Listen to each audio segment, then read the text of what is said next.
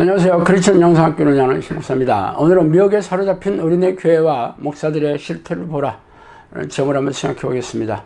아브라함과 이삭, 야곱과 요셉은 빛나는 믿음으로 성경을 장식한 위인들입니다.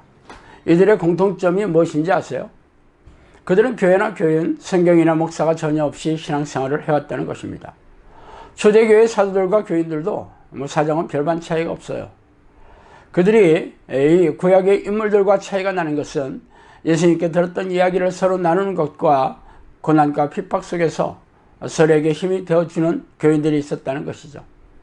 그렇게 구약의 위인들과 초대교회의 교인들은 아무도 걸어가지 못한 길을 스스로 결심하고 실행에 옮긴 인생을 살아왔습니다.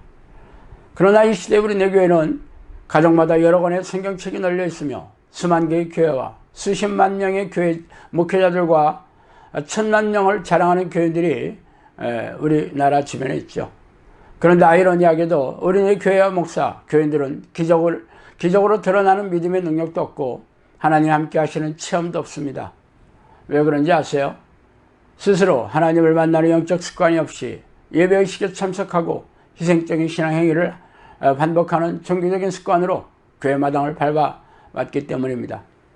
그래서 성령이 함께 하시는 증거나 변화, 능력과 열매가 없이 타 종교인과 다를 바 없이 무능하고 무기력한 신앙생활을 해오고 있을 뿐입니다. 그래서 오늘은 영적 잠에 빠져 지옥으로 발걸음을 옮기고 있는 불쌍한 우리네 교회 이야기를 좀 하고 싶어요. 사랑제일교회 김광훈 목사는 최근 언론에서 가장 뜨거운 인물이죠.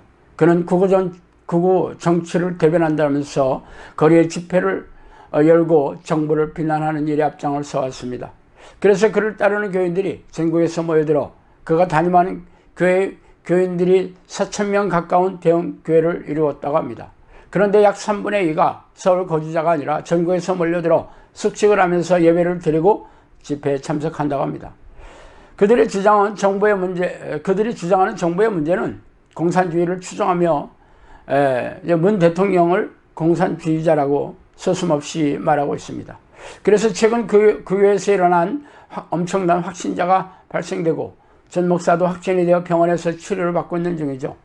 그 와중에도 보건소에서의 검진이 가짜이고 자신의 교회 누군가가 바이러스 테러를 벌였다고 하는 황당한 주장을 하고 있습니다.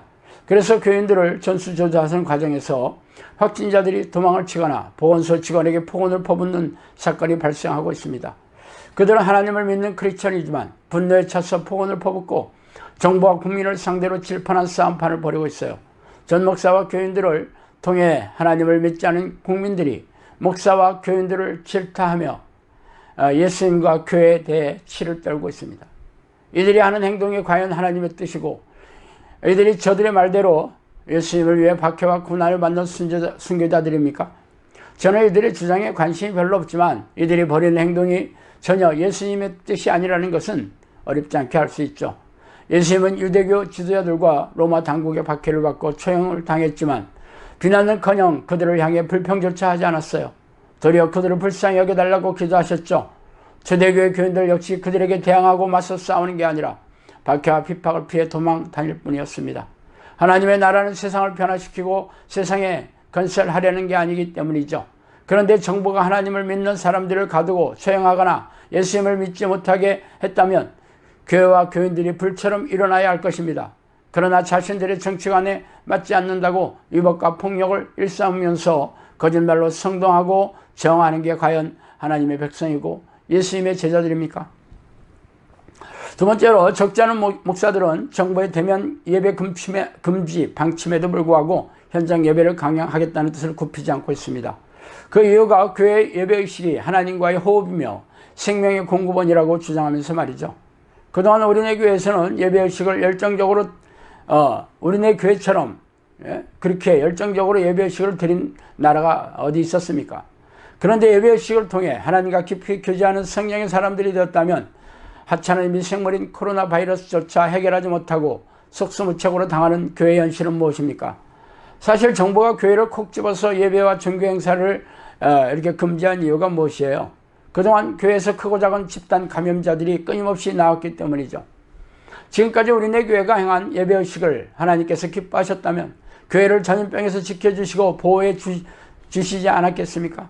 성경을 보세요. 하나님이 기뻐하시는 예배는 삶의 현장에서 하나님의 뜻에 순종하며 살아가는 것이라고 말하고 있죠.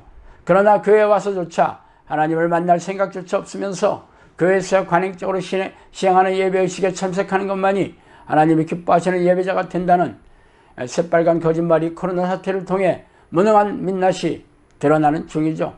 정부가 행정명령으로 금지하는 그런 현장 예배를 무시하고 국민들의 따가운 시선에도 적지 않은 교회와 목사들은 이를 아랑곳하지 않고 현장 예배를 강행하겠다고 밝히고 있으니 기가 막힌 일입니다.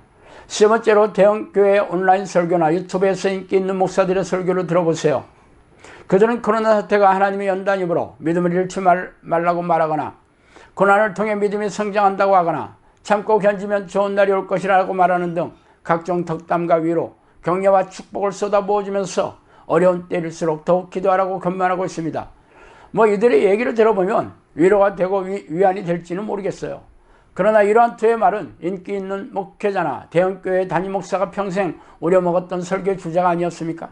지금 우리네 교회가 심각한 위기라는 것을 인정하지 않은 교인들은 단 한 명도 없을 것입니다.